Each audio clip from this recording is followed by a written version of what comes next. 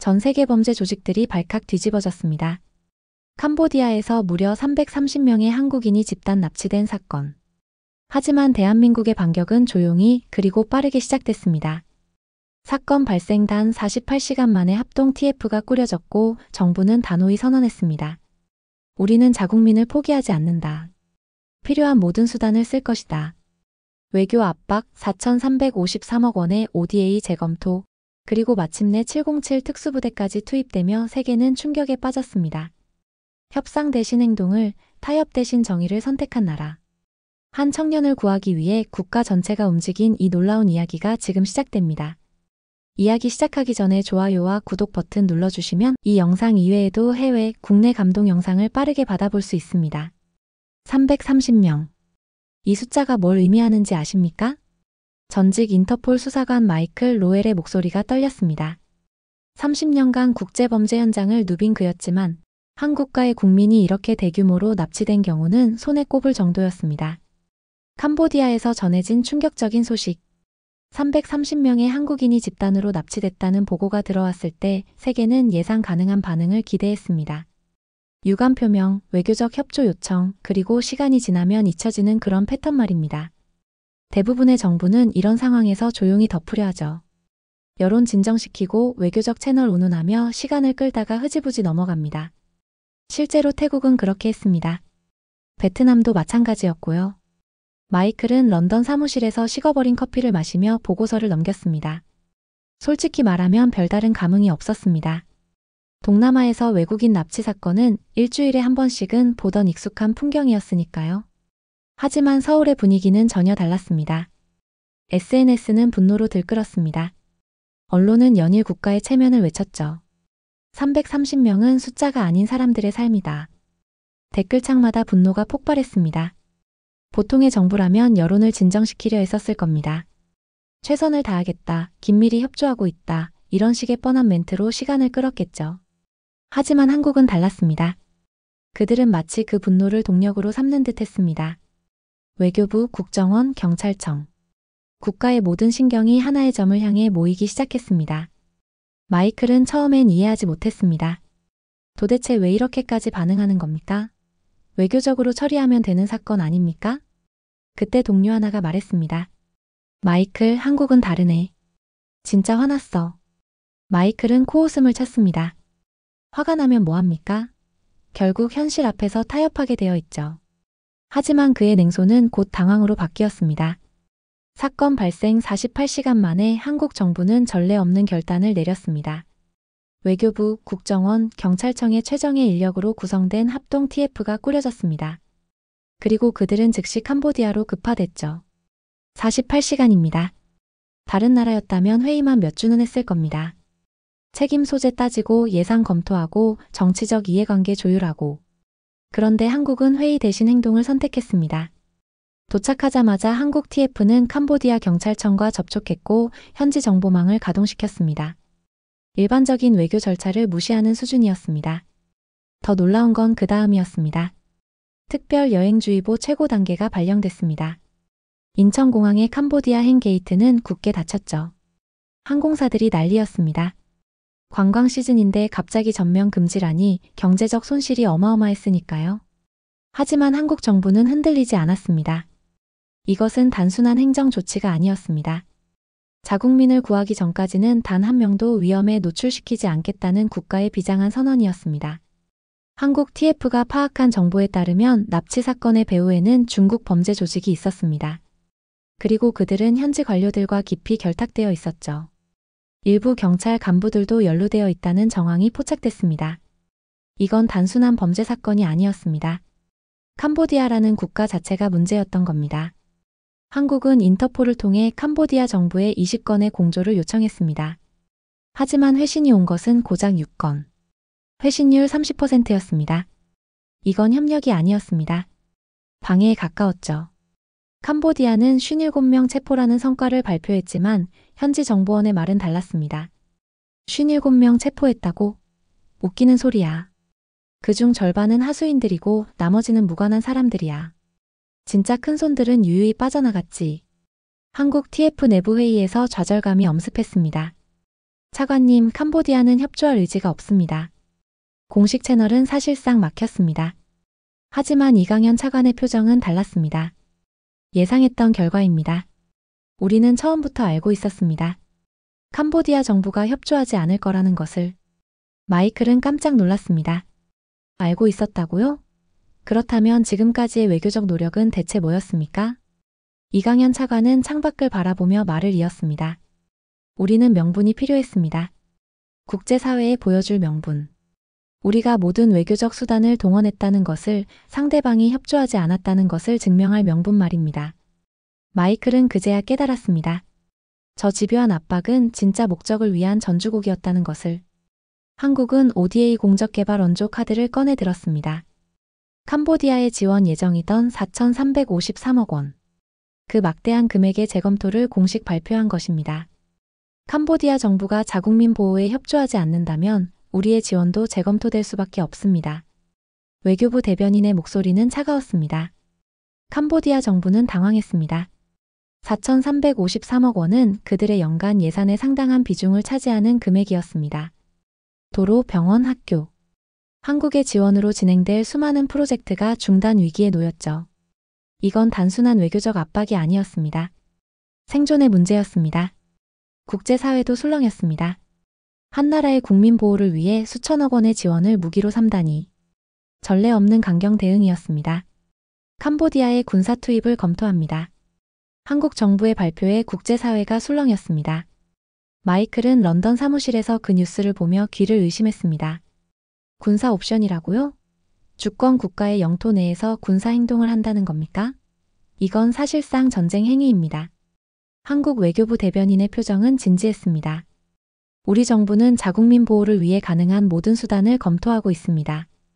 외교적 해결이 불가능할 경우 우리는 다른 옵션을 배제하지 않을 것입니다. 그게 군사적 수단을 의미하는 겁니까? 모든 가능성을 열어두고 있습니다.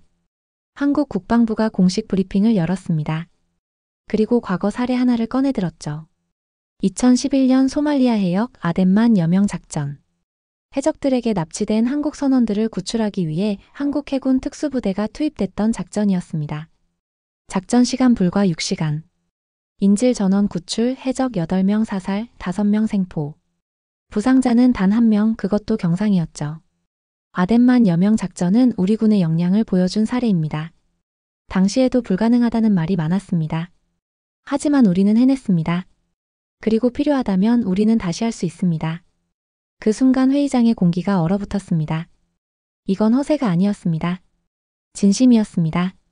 국방부는 극비리의 707특 임단 최정예 요원들을 선발했습니다. 대한민국 최고의 특수부대. 아덴만 여명 작전을 성공시켰던 바로 그 부대였죠. 첫 번째 임무는 명확했습니다. 이준호 구출. 22살 대학생, 봉사활동을 위해 캄보디아 땅을 밟았던 평범한 청년이었습니다. 작전 브리핑에서 마이클은 그의 아버지 인터뷰 영상을 봤습니다. 핏발선 눈으로 카메라를 응시하며 아버지는 울먹였습니다. 우리 아들이 돌아오면 젊은 세대가 자랑스러워할 수 있는 대한민국이 있다는 것을 보여주고 싶소. 나는 대한민국을 믿습니다. 국민 한 사람을 버리지 않는 우리 정부를 믿소. 더 놀라운 소식이 들렸습니다.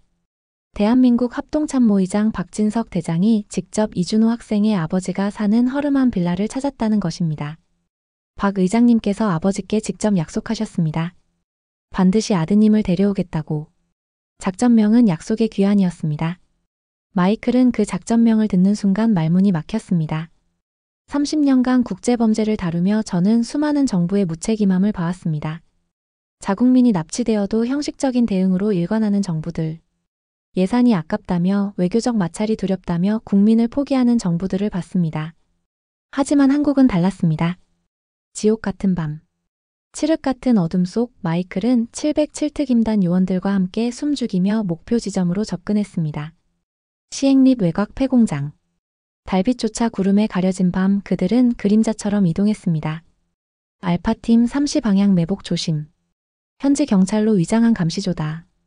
팀장의 나지막한 목소리가 무전기를 타고 흘러나왔습니다. 서쪽 담장을 타고 넘어 첫 번째 건물로 접근했습니다. 문을 열기 전 팀장이 손을 들어 정지 신호를 보냈습니다. 뭔가 이상했습니다. 너무 조용했죠. 3, 2, 1. 문이 열렸습니다. 그리고 그 순간 그들이 본 것은 텅 빈 공간이었습니다. 함정이었습니다. 동시에 사방에서 총알이 빗발치기 시작했습니다. 엎드려. 팀장의 외침과 함께 그들은 재빨리 엄폐물 뒤로 몸을 숨겼습니다. 중국 범죄 조직과 결탁한 현지 경찰들이 그들을 포위한 것입니다. 정보가 새어나갔다. 한 대원이 외쳤습니다. 옆에 있던 707대원 한 명이 다리에 총상을 입고 쓰러졌습니다. 으흑. 다른 대원이 즉시 그를 끌어당겨 응급처치를 시작했죠. 브라보팀 상황 보고. 팀장이 무전을 쳤습니다. 하지만 응답이 없었습니다. 마이클은 순간 절망감을 느꼈습니다. 이대로 전멸할 수도 있다는 생각이 스쳤죠. 하지만 팀장의 얼굴에는 포기라는 단어가 없었습니다. 마이클, 다른 루트는 없나? 마이클은 머릿속 지도를 미친 듯이 그렸습니다. 30년간 쌓아온 정보가 지금 이 순간을 위한 것이었습니다. 낡은 지하수로가 이 건물 지하를 통해 연결될 겁니다. 지하로 간다. 그들은 부상당한 대원을 부축하며 지옥 같은 총격전을 뚫고 계단을 찾았습니다. 지하로 내려가는 철문을 발견했고 팀장이 그것을 걷어찼습니다. 악취가 코를 찔렀지만 멈출 수 없었습니다. 무릎까지 차오르는 오물 속을 헤쳐나가는 것은 악몽 같았습니다. 수로 끝에서 그들이 발견한 것은 또 다른 철문이었습니다. 녹슬고 낡았지만 분명히 최근에 사용된 흔적이 있었습니다. 철컥. 자물쇠가 끊어졌습니다. 문을 열자 그들이 본 것은 진짜 감금시설이었습니다. 도마뱀과 바퀴벌레가 들끓는 비좁은 공간. 폭행과 굶주림으로 뼈만 앙상하게 남은 수십 명의 피해자들이 짐승처럼 갇혀 있었습니다. 하느님. 마이클은 신음처럼 중얼거렸습니다. 그 지옥의 가장 깊은 곳에 이준호가 있었습니다. 공포에 질려 초점 없는 눈으로 허공을 보고 있었습니다. 이준호 학생. 팀장이 조용히 다가갔습니다. 하지만 그는 반응하지 않았습니다. 완전히 겁에 질린 상태였죠. 우리가 데리러 왔습니다. 그를 구출하려던 바로 그 순간 등 뒤에서 거구의 조직원이 칼을 들고 달려들었습니다. 마이클은 미처 반응하기도 전이었습니다. 다리에 총상을 입었던 707대원이 몸을 날려 마이클을 밀쳤습니다. 마이클. 그리고 그는 대신 칼을 맞았습니다. 크윽. 총격전이 다시 벌어졌습니다. 한 대원이 드디어 이준호가 갇힌 철창에 도달했습니다. 볼트 커터로 자물쇠를 끊으려는데 조직원 하나가 달려들었습니다. 대원은 한 손으로 그를 제압하고 다른 손으로 자물쇠를 끊었습니다. 철컥. 철창이 열렸습니다. 이준호 학생, 이제 괜찮습니다. 대한민국이 왔습니다. 그 한마디에 이준호의 눈에 생기가 돌아왔습니다. 정말 절 구하러 오신 건가요? 네. 우리가 데리러 왔습니다. 이준호는 믿을 수 없다는 표정으로 그들을 바라봤습니다. 그리고 눈물을 터뜨렸습니다. 정말 감사합니다. 네. 이제 집에 갑니다. 귀환. 인천공항 도착 게이트 앞은 인파로 가득했습니다. 비행기가 착륙하자 특별 의전팀이 대기하고 있었습니다. 하지만 이준호가 가장 먼저 본 사람은 그의 아버지였습니다. 60대 노인은 출입문 앞에서 떨리는 다리로 서 있었습니다. 아들을 본 순간 그는 주저앉았습니다. 준호야. 아버지. 두 사람은 게이트 한가운데서 부둥켜 안고 울었습니다. 마이클은 그 장면을 멀리서 바라보며 눈시울이 뜨거워졌습니다. 주변에 수백 명의 사람들도 함께 울고 있었습니다. 박수 소리가 터져 나왔습니다. 대한민국. 누군가 외쳤습니다. 대한민국. 공항 전체가 환호로 가득 찼습니다. 이것은 단순한 귀환이 아니었습니다. 한 아버지의 눈물에 대한 국가의 약속이 지켜진 순간이었습니다. 세계의 반응. 이 사건은 단순한 구출 작전으로 끝나지 않았습니다. 태국, 베트남, 말레이시아 등 아시아 주변국들이 일제히 한국의 대응에 주목했습니다. 태국 언론은 대대적으로 보도했습니다. 태국 정부는 40년간 캄보디아와 대화만 할 뿐이었다. 하지만 한국은 달랐다. 한국은 국민을 진심으로 사랑한다. 베트남 네티즌들도 열광했습니다. 우리도 저런 정부를 가질 수 있을까? 한국 정부가 부럽다. 국민 한 사람을 위해 저렇게까지 하다니. 동남아 전역에서 한국에 대한 인식이 완전히 바뀌었습니다. 경제 강국이 아니라 국민을 진심으로 지키는 나라로 말입니다. 캄보디아 내부에서는 지진이 일어났습니다. 부패 관료들이 줄줄이 숙청되기 시작했습니다. 시행립 지역 경찰서장은 구속됐고 중국 범죄 조직과 결탁한 공무원들도 조사를 받았습니다. 한국을 건드리면 안 된다. 이것이 캄보디아 정부의 새로운 원칙이 됐습니다. 전 세계 범죄 카르텔도 새로운 교훈을 얻었습니다. 한국인은 건드리지 마라. 이것이 그들의 불문율이 됐습니다. 마이클은 옥스퍼드 대학의 국제관계 세미나에서 말했습니다. 합리적이냐고 묻는다면 아닙니다. 경제적으로도 외교적으로도 손해일 수 있습니다. 하지만 저는 그 작전 현장에 있었습니다. 철창 안에서 절망에 빠진 22살 청년을 봤습니다. 그를 구하기 위해 목숨을 거는 특수부대원들을 봤습니다. 그리고 공항에서 아들을 끌어안고 우는 아버지를 봤습니다. 청중석이 조용해졌습니다. 그 순간 저는 깨달았습니다. 국가의 존재 이유가 무엇인지를요. 효율성이나 비용 계산이 아닙니다. 국민과 국가 사이의 신뢰입니다. 한국은 그 신뢰를 지켰습니다. 그리고 그 결과 전 세계가 한국을 다르게 보기 시작했습니다. 이것이야말로 진정한 소프트 파워 아닐까요? 마무리. 마이클은 최종 보고서를 완성했습니다. 한국의 작전명 약속의 귀환은 21세기 자국민 보호의 새로운 기준을 제시했다. 외교, 경제, 군사를 통합한 전방위적 접근. 타협 없는 실행력. 그리고 무엇보다 국민 한 사람의 생명을 최우선으로 삼는 명확한 가치관. 이것이 한국 모델의 핵심이다. 한국의 사례는 국제사회의 새로운 표준이 될 것이다. 이미 여러 국가가 벤치마킹을 시작했다. 범죄 조직들은 한국인을 회피하기 시작했으며 이는 한국 국민의 해외 안전도를 획기적으로 높일 것이다. 한국은 군사력이나 경제력이 아닌 국민을 지키는 의지로 국제적 위상을 높였다. 보고서의 마지막 문장을 쓰며 마이클은 미소 지었습니다. 국가는 국민을 지킬 수 있다. 아니, 지켜야 한다. 그것이 국가의 존재 이유다. 한국이 증명했다. 이것이 바로 진정한 선진국의 모습이다. 오늘 이야기 어떠셨나요? 한 나라가 자국민, 한 사람을 위해 어디까지 갈 수 있는지 우리는 생생하게 목격했습니다. 외교 압박, 경제 제재, 그리고 최정예 특수부대 투입까지. 대한민국은 작전명 약속의 귀환을 통해 세계에 증명했습니다.